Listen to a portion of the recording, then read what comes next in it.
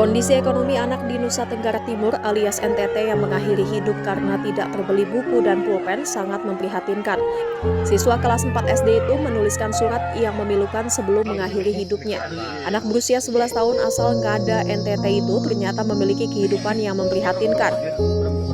Anak kelima dari 5 bersaudara itu hanya dibesarkan oleh neneknya usai ayahnya tidak kembali pulang saat merantau ke Kalimantan 11 tahun yang lalu. Sementara ibunya harus membesarkan 4 kakaknya yang juga masih kecil.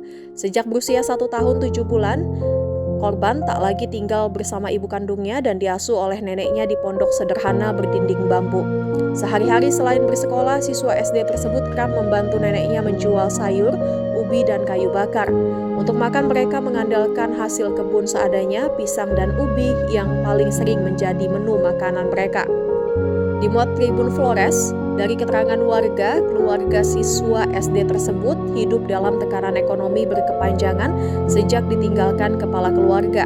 Kondisi ini membuat pengasuhan anak-anak terpisah, pendampingan emosional minim, dan akses pendidikan terbatas. Ironisnya, keluarga ini juga tercatat luput dari berbagai bantuan pemerintah, baik bantuan rumah layak huni, pendidikan, maupun bantuan sosial lainnya. Dari 5 anak, hanya 2 yang sempat menikmati pendidikan formal secara berkelanjutan.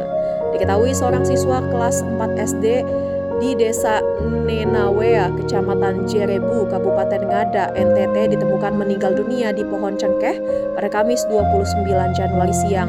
Saat ditemukan, korban tampak mengenakan baju olahraga berwarna merah. Ditemukan sepucuk surat yang ditulis korban untuk ibunya sebelum mengakhiri hidup. Korban mengaku sedih lantaran tidak dapat membeli pulpen dan buku yang harganya kurang dari Rp10.000.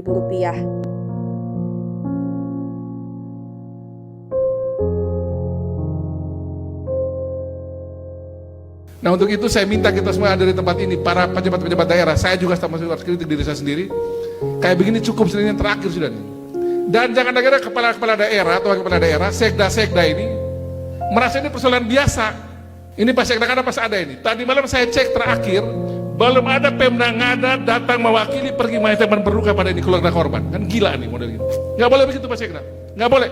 Kirim orang secara resmi dari Pemda Ngada, itu kita gagal sebagai pemerintah. Tadi malam saya masih cek belum ada tuh Pemda Ngada turun secara resmi ya, itu nggak boleh itu. Sebagai pemerintah kita gagal urus warga negara kalau model begini. Malu saya sebagai gubernur model ini. Masa ada warga negara mati hanya karena model begini. Tapi kan itu bukan urusan pemerintah provinsi. Kita gagal Pak Sekda. Turunkan orang, apa ya, malu kita sebagai pemerintah model begini. Ada warga kita mati hanya karena model begini. Harus ke sana. Kuburannya tidak boleh pakai tanah. Kuburkan dia dengan layak. Kita harus seperti Mother Teresa itu loh. Dia pun mati sebagai manusia. Nggak boleh model begini. Malu saya sebagai gubernur model ini.